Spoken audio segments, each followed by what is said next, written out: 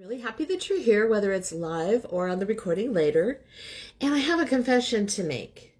I'm coming to you today with a specific condition that I bet many of you know all about and have had. It's called a book hangover. And I got it from reading this book. I think I got a little bit of a glare on there.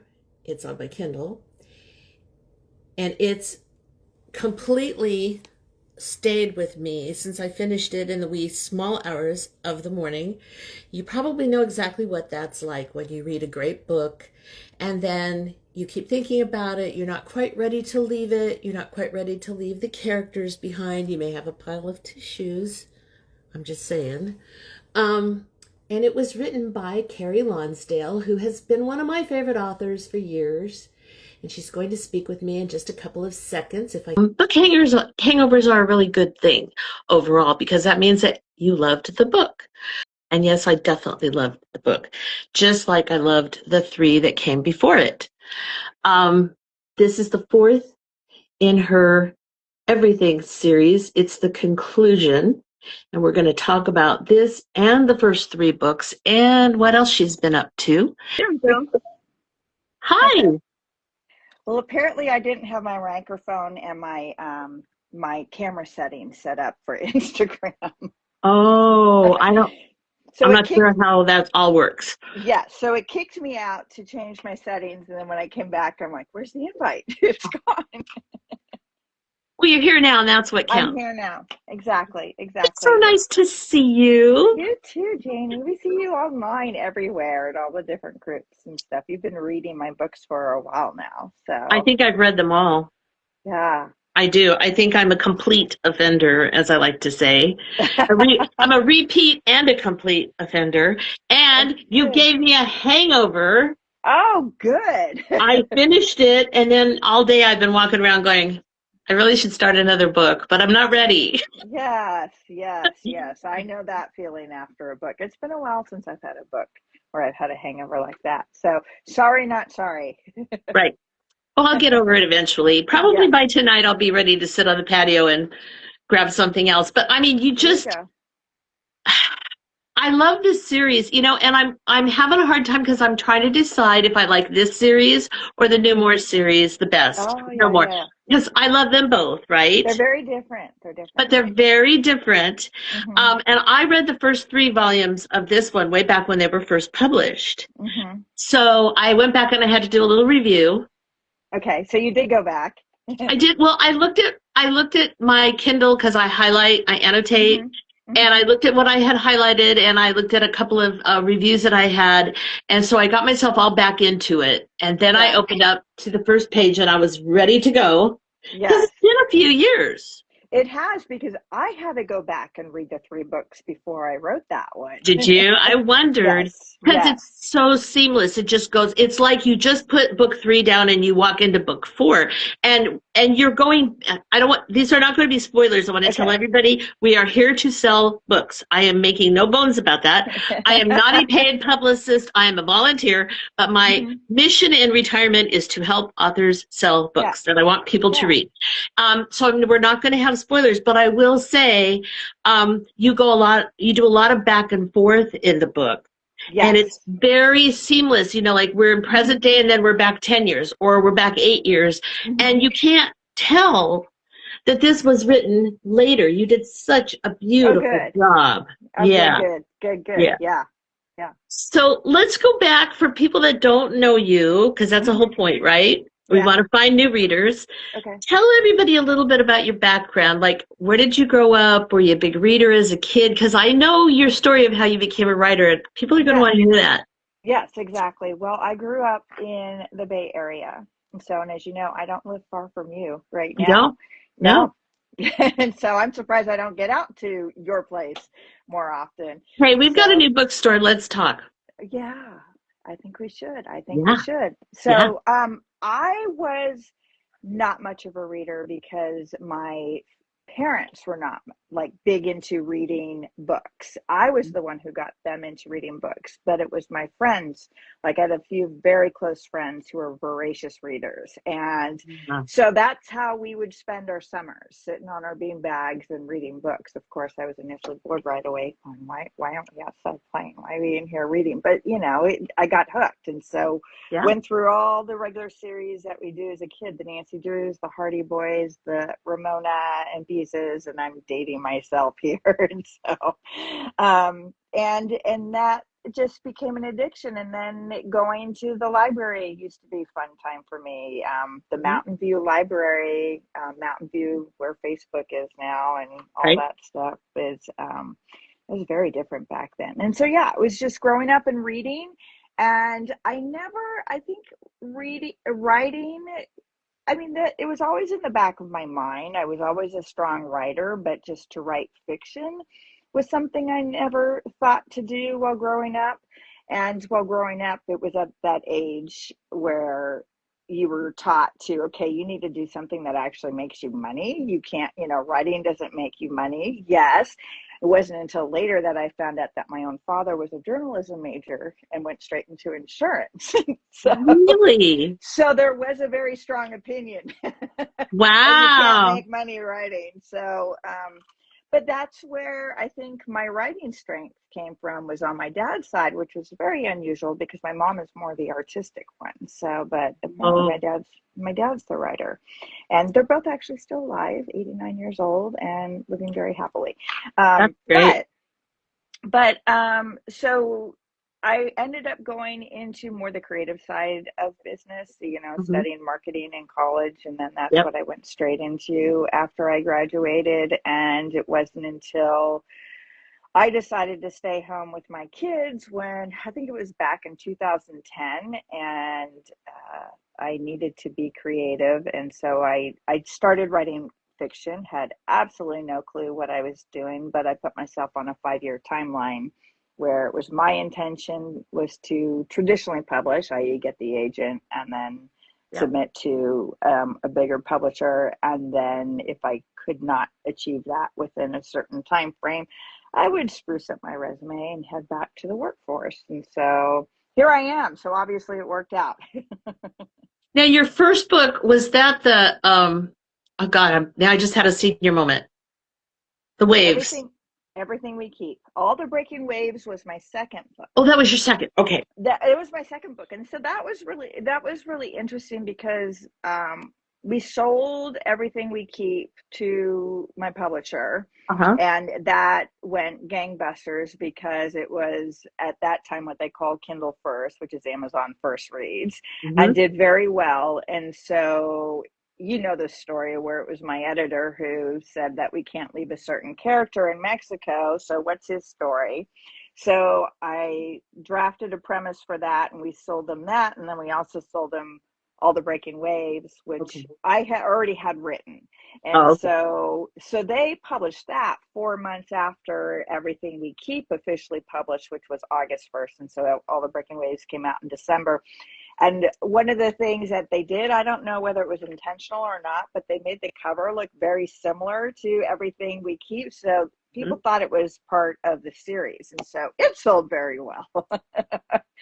So because they're both a woman on the beach, kind of facing away from the camera. Yes, and that was when book covers with the back of women's heads or profiles was very popular. And so Everything We Left Behind and Everything We Give followed. So that was 4 books in 3 years that was published. And so, so by the time Everything We Give came out, I already was writing Side Trip, or last summer in Side Trip, and I was done with the Everything series. I mean, and I think I felt, though, as everybody else did, that it just wasn't really finished, or I didn't like the way it kind of ended, because even in the third book, Everything We Give, I was kind of hinting that there was more.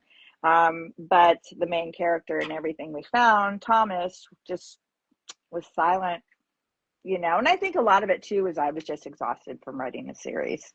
Yeah. Yeah. So let's go back for a moment. So you're home, you've got kids, you're changing diapers or going to Mm-hmm. preschool, school drop-offs, all that stuff. They were both in middle school at the time. Oh, they were in middle. So yes. Okay. And so I felt that it was kind of an influential age, and let's be home and be present. And so then so that was about 2010. So I said in 2015 was, the 5 years that I gave myself that, if I didn't have a publishing contract, then I would spruce up my resume and go find that executive marketing job again and get back out in the marketplace. Okay. So yeah, by I've middle been school, fortunate enough to write. Yes. They're gone for a few hours and you can sit down. Because I'm picturing, I had to do a lot of studying for law school. Mm-hmm. I had a baby in the middle of it. I don't recommend that. And No. I was trying to change diapers and read my cases for that night. Yes. But I actually started writing because, for instance, the freebie book, Everything We Carry, which just came out this summer, is actually a kind of that aspect, that short story is pulled from the very first manuscript I wrote, which was titled Finding Kristen, and that was kind of like my practice manuscript. Oh. And Everything We Keep evolved out of that because Amy was a friend of Kristen's that was in there, and it was about Kristen's story. But it's one of those stories that nobody will ever see. It will never see the light of day because there was not that intriguing premise, but it was the perfect women's fiction for me to write because when I started, writing, I was literally, it was like putting yourself, like going back to school. I was a marketing major. I didn't study literature and creative writing. And so you talk about the kids were younger then. And so that was around 2000, I think probably 8 or 9. And so I was writing when they would go to bed, until, from about 9 o'clock until midnight. I can't do that anymore. So I write during the day. So I do what's called a regular 9 to 5 now. So yeah. Hey, as women and as mothers, we do what we have to do. You do what we have to do. It's like our schedule will revolve around theirs. I set the alarm for 4 o'clock many days because my husband had gone to work at like midnight or 1 or whatever weird time they called him, because he went all different times of the day. Yeah. The kids were asleep, and between 4 and about 6:30 in the morning, I got a lot of legal briefs written. Yeah. That I couldn't write in the office, when it was tight, when it was quiet and I could just really bang it out, and then I could email it to my secretary. So by the time I got them up, dressed, dropped them at school, got to the office, she was already proofreading. Which is great. Anybody who, there's a whole group of authors which would get up at 5 a.m. and that was back when Twitter was big. It was a 5 a.m. writers club and they would all meet. And I tried that for a little bit and I realized that anything that I wrote at 5 a.m., once the kids got off to school and I went back and I read what I wrote, it's just, I was rewriting. I am not like that 5 a.m. morning writer. Well, I couldn't do it now because most nights I go to bed anywhere between 2 and 3 because I'm retired. Yeah. Which is about when I was finishing this book last night. Yeah, there we go. Well, I'm glad. I do believe Morning Joe was coming on because TV is always on in the background. Oh my God. Well, hey, I love it when a book is unputdownable and you just I couldn't go to sleep till I had to know. Yeah. So how long was it between when you got this idea to start writing and then you got an agent? I mean, was it one of these, a bunch of letters, a bunch of queries? And there's a lot of queries that were sent out. I was not that overnight success when it came to acquiring an agent. So it took me 3 years to sign with an agent of doing very solid writing. 3 years to acquire an agent, and then another 2 years to have a signed contract. And then the first book was published after that. So there's a good 6 years from when I started writing seriously to when the book was published. Which again, I like to have authors talk about this because people need to know there's a lot of tenacity required if you're going to be a published author. Yes. You always, if you suddenly see a big book or book just go bangbusters, you think, oh my gosh, that person was an overnight success. You could go and realize that was probably their 5th or 6th book, or it could have been maybe the first book that they published, but they wrote 7 manuscripts before that. I mean, it is very rare if there is an absolute true overnight success. Yeah. Virginia Evans, the correspondent, I think that was her 8th book. And she was writing in a closet in her house because she just had to write. And then look where it is now. I mean, it's winning all these awards, and it's just blown. And it's a beautiful book for people that haven't read it. Oh my God, it's so wonderful. I really recommend it. But I mean, you know, it just took that kind of determination. It does. It really does. Yeah. And I think every author's story is different. All right, so let's do now I'm going to have you give the elevator pitch for this series, and the reason is because I do not want to spoil anything, and the synopses for these books do not give much away at all. No, they don't. So I want you to tell folks what it's safe to tell them about what these books are about. Well, the Everything We Found series, it's from each one's a different point of view, but basically the first book is imagine yourself that you are getting married, but instead of getting married, you are attending your fiance's funeral because he has gone missing at sea and his body was found, and you are now burying him instead. However, as you leave the funeral, some unknown person comes up to you and says, he is not dead. So what is it that you're burying? So this is a story of the first book of a young woman finding herself. Amy's a very naive character, and she goes through a lot of growth. Right. And then Everything We Left Behind is James's story, the one who's his fiance. So we find out what it was that happened to him. Right. And then the third book actually was written because Ian, who it becomes a character favorite, and everybody wanted to know Ian's story. So Ian's story kind of more dovetails off the series a bit, but then Everything We Found brings us all back to the Donato family. Right. And Thomas is basically the villain of the series, but you know, every villain has their backstory or their reasons or their own motivations for why they acted the way that they did. So yeah, Thomas thought that he had buried his past, but you know, it comes roaring back, and the cartel is after him, and the woman that he hasn't been able to stop thinking about gets caught in a crossfire, and suddenly they're both on the run. And I have to say, I think I saw something your publisher had put out, and they called it romantic suspense. Yes. And I had not heard that term. Is that new, or did I miss something? Or it's suspense romance. Yeah, it is romantic. It's like a thriller romance. It's a suspense romance, I think is what it is. But I was also told my publisher that that yearning is like really big right now in romance, and they wanted me to amp the yearning in the book. There's a lot of yearning in this book. There's a lot of yearning, but apparently whole lot of yearning. That's the big trope right now. Well, and this, you know, it's funny because without, you know, having seen that, I would have called it a thriller with some romance. Yeah, it is. I think it is very thriller oriented, which is, I think, this book of the whole series is the closest to the No More series, which is definitely more thriller oriented. So, yeah. Because this one, there were a couple times I was like, oh, yikes. Of course, when you got a cartel coming after you, you can't be too namby-pamby. I mean, they're not nice people. No, they aren't. And I actually softened a lot of stuff in there because I did a lot of research into cartels.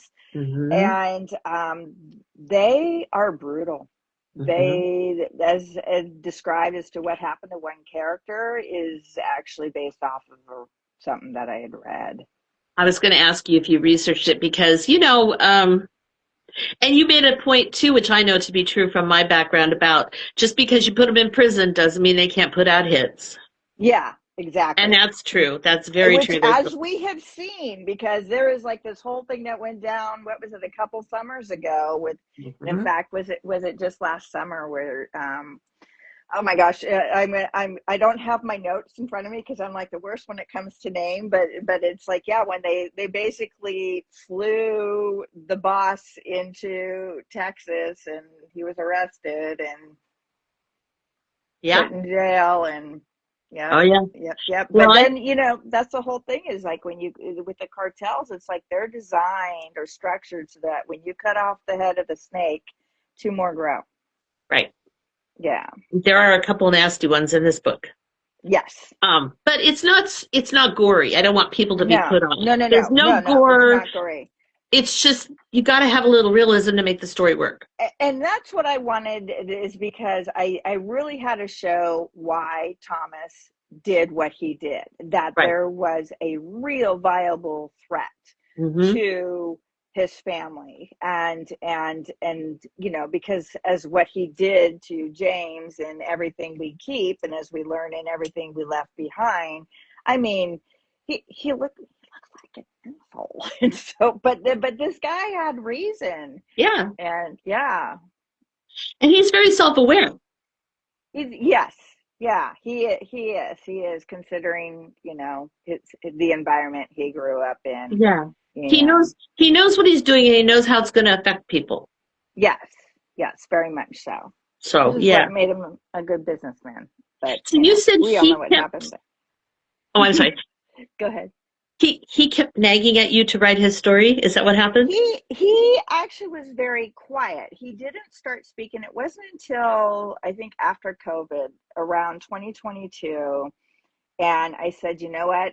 He is starting to speak to me and wants to tell his side of the story, which is, I always kind of knew eventually. And then that's when I talked to my agent, and we were like, okay, well, what are the chances of my publisher, which is Amazon Publishing at the time, of picking up a fourth book in the series? And so they themselves went under some changes, and so at the time they did not want a fourth book in the series. And so we thought it'd be really cool to do a fourth book, and then to repackage the first three books and kind of do the 10th anniversary celebration, because the whole sprayed edges are really big right now, and to appeal to a younger market, because it's a 10-year-old series, right? And so the publisher that has the original series said no, and to their unfortunate, they should have said yes. But anyways, we sold the fourth book to another publisher within 36 hours, as well as sold we were able to get the rights to do hardback copies, like a limited edition hardback copies for another publisher. So we were at least able to negotiate some of the rights back. So for the first three books in the series, if you're just into reading digital books, you can definitely still get those on Amazon. But the deluxe editions, which actually comes with bonus content, and the bonus content in Everything We Left Behind, leads right into Everything We Found. Those are available through Barnes & Noble, or basically any independent bookstore that you can request them through. Do you have copies there that you can hold up? I do. I have. Because I've just seen the pictures of them. They are so beautiful. I want people to see them. They are so beautiful. Have you seen them yet? Not in person. I have not. Not in person. Okay. So the artwork that they did is all original, which is absolutely ridiculous. So we have Look at that. The book, and then we have the nice sprayed edges, and then each one has got a spread on the inside of just everything symbolic of what's in the book. So that's the front, and then we have the back. Oh, that's gorgeous. So it's absolutely gorgeous. And then we've got the second book, which is James's story, or I'm sorry, whoops, that was Ian's story. So even on the covers, this is symbolic of what is, you know, about the character. And so we've got the nice spread here. Beautiful. And the spread in the back. Oh, calling my name with those beaches. Yeah, and they do, like, even they've got just the detailing on here, like even on the title page is. Oh yeah. I mean, it's Blackstone Publishing that did these, and they've done a lot of thriller books recently. They were really big in the thriller books. This is Ian's story, and he's the photographer. And in this book, he goes to Galicia, Spain, for the Mm-hmm. Rhapis asbestos, which is with, and I probably just slaughtered the pronunciation of that with the horses, but these are definitely collector items, and each one has the bonus chapter. They're beautiful.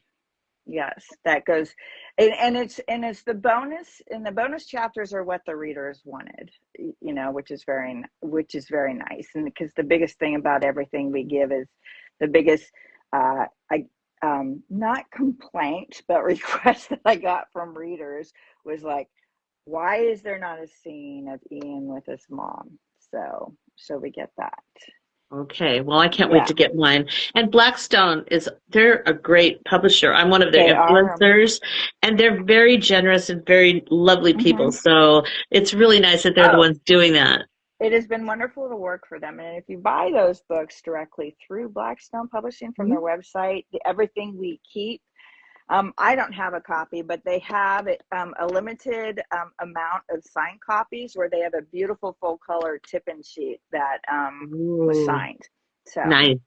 Yeah. And they're not that expensive. They're $30 on Barnes & Noble and $35 on Blackstone, which is, I mean, that's very reasonable for something that gorgeous that you're going to keep on your shelf forever. Yeah, exactly. Those are not the ones you donate to the library. No, they're not. Or sell at a garage sale. No. Oh, God, no. Never. No. All right. So Everything We Found is going to publish, I think, August 4th. Is that correct? August 3rd. Yes. 3rd. Okay.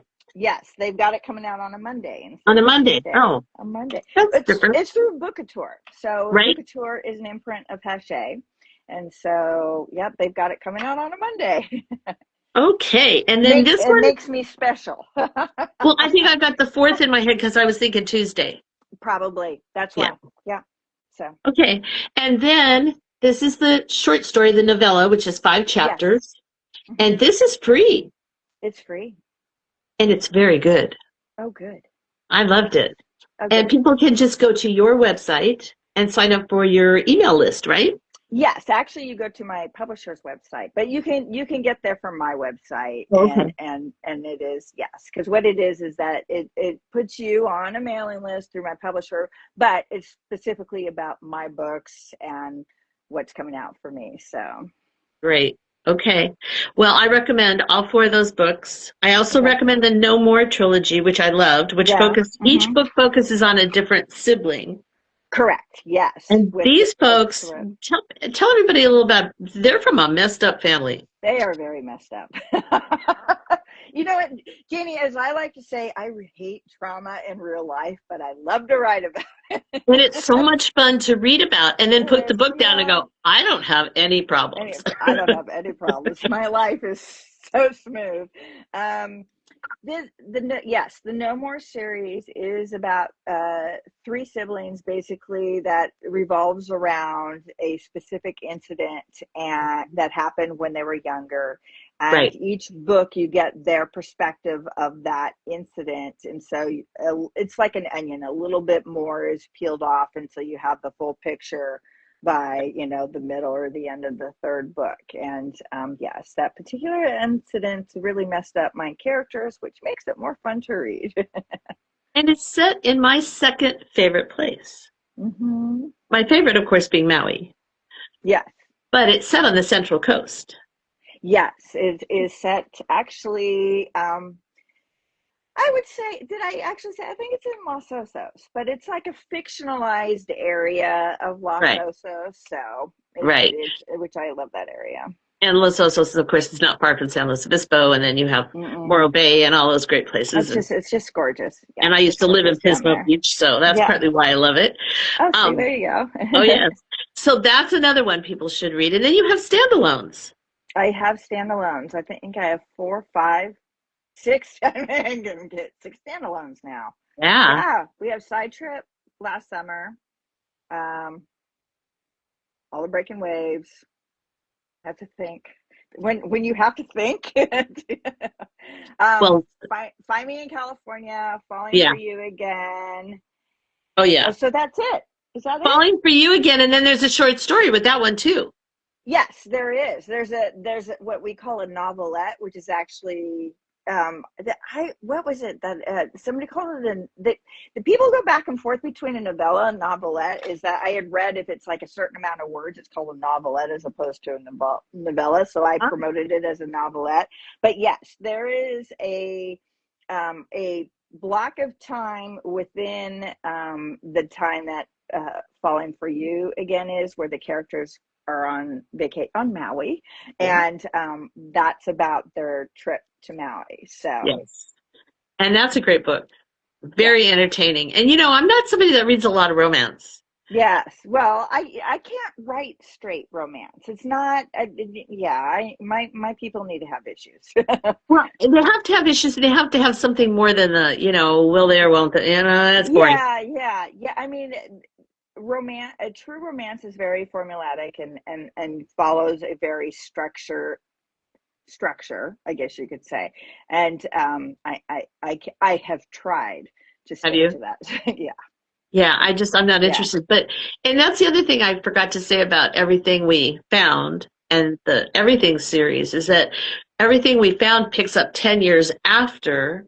And so your characters, of course, are 10 years older, and they're mature. I mean, the thing that I was enjoying about it is that, well, even in the first 3 books, they get to be in like their late 20s, early 30s. And by that time, you're not just a kid. You've lived a little life, right? Yeah. But now you've got Thomas, who's 42. Yeah, they're in their late 30s, early 40s now. Right. And Nadia, I think, wasn't she 5 years younger than him? So she's like 36, 37. So, yeah. Something like that. I think she and Kristen, I think, are like 2 years older than Amy, because they were James's age. So, and Thomas was 2 years older than James. So Nadia is there's just a 2-year difference. But they were more fun to write because it's almost like they had like real world adult issues now. Right. Yeah. And that's fun for, to me, 42 sounds young, but I mean, at least it's not somebody that's a teenager. There's some meat in there for those of us who have, some gray hair going on, which I'm. Yeah, exactly. Well, even in Everything We Keep, because Amy was written intentionally as a very naive, raised in a conservative Catholic family, and that was, I mean, and that's kind of the environment I grew up in.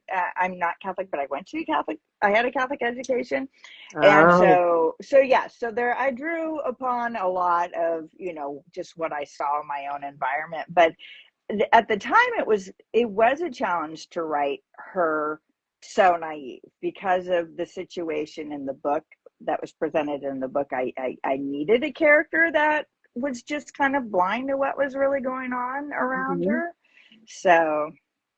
And some of that naivete continues even in the most recent book, because they still have a hard time believing that things are as bad, without any spoilers, as they are. They have to be convinced. Yes.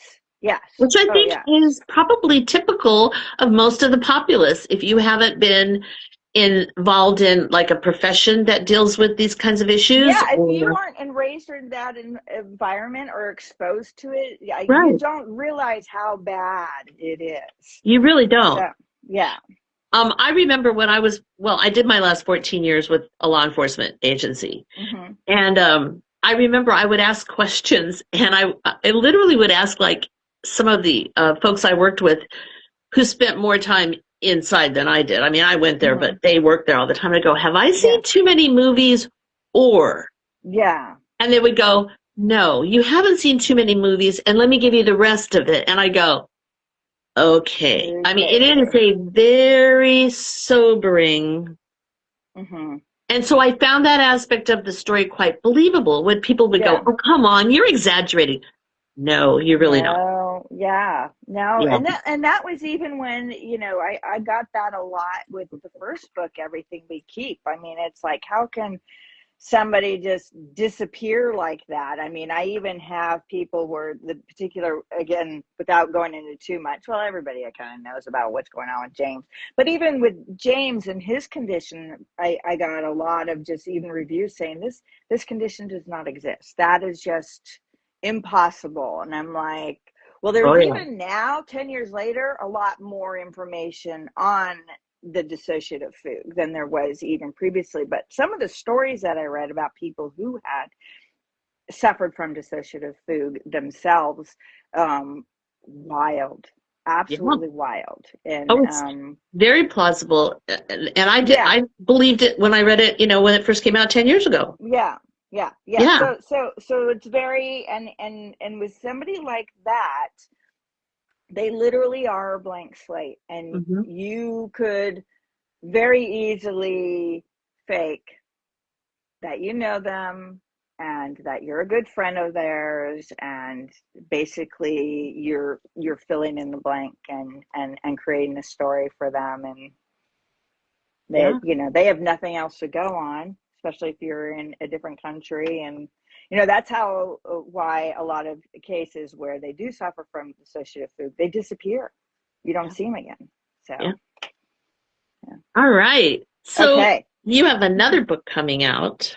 Now this one I haven't read yet, but I'm anxious to read it. Wish List Trip, and you have a co-author, 𝘊𝐵𝐶𝐾𝐫𝐲𝐋𝐨𝐧𝐬𝐝. She is a very dear friend of mine. She and I were what we call critique partners way back when we first started writing novels, 2010.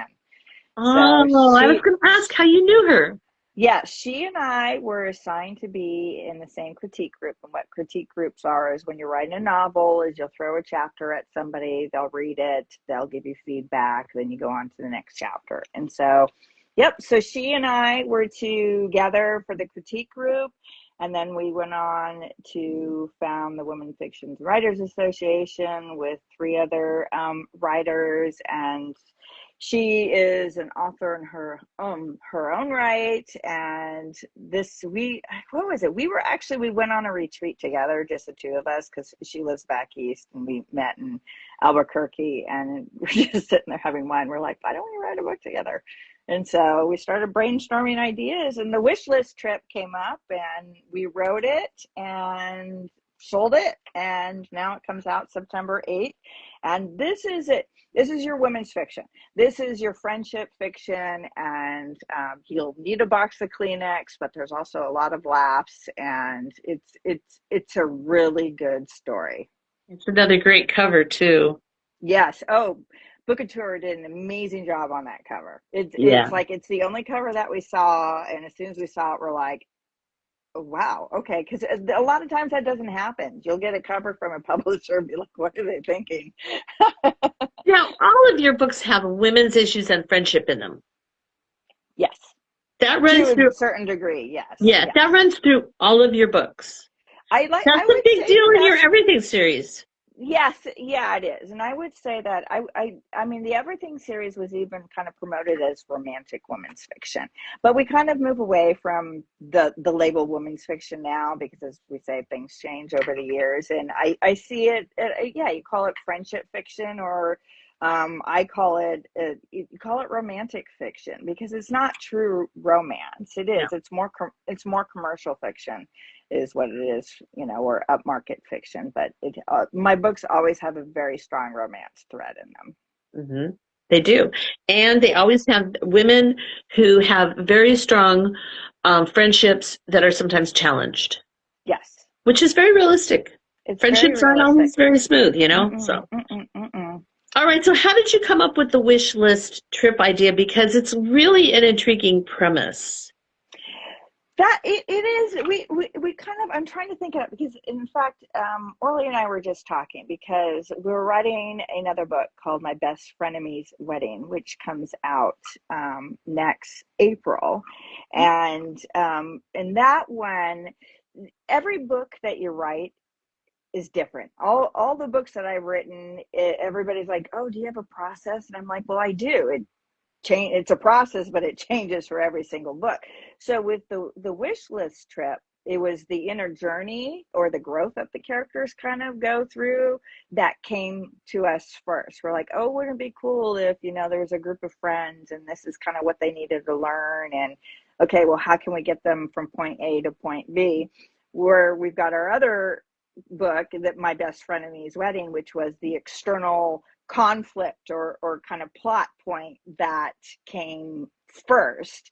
And then it's like, okay, well, we know exactly what's going to happen, but what is it that's going to change them, and how are they going to change? And so that one we kind of wrote from the outside in, and then the wish list trip was written from the inside out.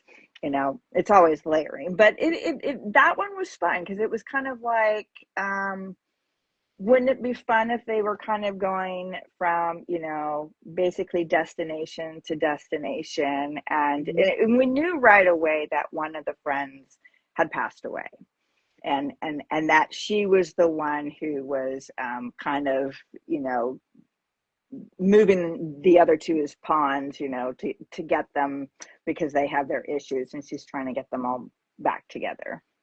Yeah, and in the synopsis I read, she leaves them a letter basically, and she says, "You two are going on a trip. You're going. You don't have a choice." And she planned it all out before she died. She planned it all out, because you'll read the book and you'll know that she had time to plan it out, and okay. So but that the two gals were uncooperative, and so she had to basically, you know, from the grave help them fix things. Now, are they scattering her ashes or something along the way? That is what they're doing. And so, okay. So the premise is that when the gals, they met in college, and when they were in their 20s, they just went on different trips. And so Zoe, who is the one that's deceased and is basically corresponding to them through these letters that they have to open up at each destination, is kind of explaining why, as it unfolds through the story, as to why she is doing this. And so she's basically sending them back to all the places that they had visited in their 20s, and they have to spread her ashes in each place. And that itself comes with a bit of conflict, because some of these places it's against the law, or you have to have permission of some sort, or yeah, I was going to say you can't even bring ashes in. So wow, interesting. Mm-hmm. Well, I'm going to be reading that soon too. Good. I just haven't gotten there yet, but I will be. Yeah. So that brings me back to another question. You talked about process. People always want to know this. Mm-hmm. Are you a pantser? Are you a plotter? Are you somewhere in the middle? How does that work for you? I am somewhat in the middle. I do write an outline. I have to have an outline where I have the big plot points. And I actually have a very specific outline that I created for myself that I use for all my books. And so I know what the big points are. And then each of those points, I'll have anywhere from 4 to 8 chapters within that point. So I know that if they start here, they need to get here internally and externally. So, okay.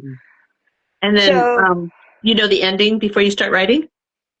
Yes, I always have to know the ending. And sometimes it's the ending that comes first, you know, and other times it's the inciting incident that comes first. Like I said, it is different for every book. And I have had books where I don't know how the ending is, and I literally cannot write until I know what's going to happen, because it's like any journey you go on, you need to know what the destination is. Where are you going? Where are you going? Yeah. Where's the end of the road? But of course, it can change, right? Characters can appear, or maybe they're not as important as you thought they were, or and they do. So a lot of times it's like, it's not the external plot that changes for me, but it's more the internal plot. I realize, okay, there's something else that my character's learning here, and it does, and it might even morph as I'm doing that first draft, where they start out where I have the intention, okay, this is what their flaw is and what they need to learn and how they need to change, and then it's totally different when I finish it, and so I got to go back and, you know, you layer you move things around. And then when you do something like you did in Everything We Found, where one chapter is now, and then you had them alternating perspectives, because Nadia, sometimes we're looking at it through her eyes, sometimes we're looking at it through Thomas's eyes, then you go back 8 years. And then sometimes even in the middle of a chapter, you come back into the present. Do you write that as one linear narrative, or do you like take chapters and I'll write the 10 years ago chapter today and then try to fit them in? For this book, I did write it as a linear narrative because it was the past was so tied into the present. You'll take the book like Side Trip, which is my sliding doors book. I literally wrote the entire backstory first. So it was almost like its own short story. And then I wrote the present. And then when I go back for the revisions, you kind of, you smooth the chapter openings and cliffhanger ending so that it segs into the next chapter. Okay, I see. Interesting. Yes. I'm always interested how writers do this because I can't write fiction. I have no talent for it, none. And again, I have learned to accept, it's still hard, that when I go in to write a book, that I know that it is not going to go like any of my previous books. You just have to, it's like a child. You just have to expect it has its own personality. It will dictate how it wants to be written. It will tell you what point of views it wants. It will tell you whether or not it should be in past or present tense. So I write across the board. I'm not one of those writers where all my books are first person present tense. Right. I mean, I write first person past tense. I'll have another book that's first person present. I've even done third person present. And it's I let the book and the story dictate how it is written. How long does it usually take to write a book? Do you have is there certain, or is everyone just different? Or is there like a certain time that you found has been kind of your sweet spot for how long it takes? I've written books as quickly as like 3 months during a fast first draft, and other ones have taken me like 11 or 12 months. I think I would say 12 months is the longest. Mm-hmm. And that right now is No More Words was the longest, and it's just because I was writing that book when I had some health issues and I was on some serious drugs at the time. I probably should have taken the year off, but it helped me stay focused. Yeah. So, but it was a hot mess when I sent it into my publisher. Well, I remember you writing about your health issue. That was nothing to minimize. Yeah. No, exactly. So you've got so much going on this year. You've got the beautiful new editions. You've got Everything We Found. You just came out with Everything We Carry. You've got the wish list trip. Then you got another one with Orly in the spring. Mm-hmm. What are you working on now? Or are you taking a nice break? No, I should be taking a break. I'm working on 2 standalones right now, like solo projects that are both of them are very different from anything that I've written. So they're probably a little risky. But, but what can you tell us? There's the stories that are wanting to be told. The book that I'm working on right now is more cathartic because as most people know, I lost my son last summer. And so this one is I call it like Raising Arizona, but with a spin. Do you remember Raising Arizona? That's one of my favorite movies. Yeah, I love that movie. Yeah, there's some very dark humor in this book, but there's some very dark themes that and deep emotions with this book. And so this one, hopefully we'll put it on submission, but right now it's just something that I need to purge from my system. And then I have another book that is kind of like the No More series, but it's not a series, it's a standalone. It's like 3 siblings, and they're an old vineyard family up there in Sonoma, Sonoma, Napa area. And I'm trying to think, it is very, Guy Ritchie, the producer. It has those same tones. Kind of noir. Yes. He does noir type films that are kind of. It is very noir. Yeah. So, which is different for me. And so we'll see. Yeah. That sounds fascinating. Yeah. So I can't wait to see how that all comes out. Same with me. We'll see how that goes. So.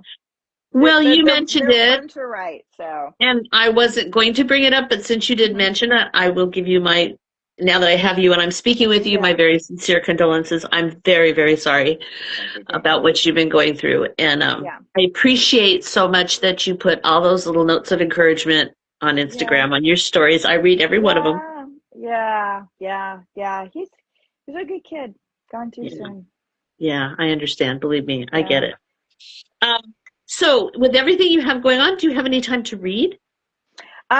I do, but because of what happened last year with my son, I have not really been reading much fiction this year. I've been reading a lot of nonfiction, just stuff to help self-improvement for me. A lot of spiritual stuff, which is very unusual for me. But I mean, as any parent, I mean, the worst type of loss you can ever experience is the loss of a child, because it goes against the natural order of things. And I was not, I mean, despite my Catholic education and everything, I mean, I was not raised to be very religious, and I just never really was. But the first thought that came to my mind upon getting that dreaded phone call that no parent wants is, he's not gone. It's like you knew it within, I knew it within my soul that this is not a death. It's a transition. And so yes, the past year has been educating myself a lot about the other side. So, well, I know what you mean. And this, my husband died last year, and it's no way, equates to losing your child, believe me. But having to help my boys through that, I can tell you he's definitely not gone, because his weird sense of humor lives on and on and on. Yes. And we have dadisms all the time, or as we call them, bobisms, because he always had these little phrases. And every once in a while, one of the boys will come up with a bobism, and we just stand there and laugh, because he's still around. He's still around. He's probably the one feeding them to him. Probably. And, and then we laugh, because I go, oh, God, I can hear him laughing, because he'd be very proud of his bobisms. He thought he was the funniest guy that ever lived. Yeah, and he probably really is laughing. That's probably because we sense it. You tune into it, and we sense it. So you do. Well, I'm glad that you're reading those kinds of things and finding it helpful. That's great. Yep. So, I'll be ready to go back to fiction one of these days. All right. Well, that's fair enough. And as long as you're reading something and it's keeping your mind busy, that's what really counts. And it's not like you don't have enough excitement in your life with all of these wonderful books coming out. It'd be nice to read something other than my own writing. Well, there's that, right? There's that. Well, this has just been delightful. I'm so glad.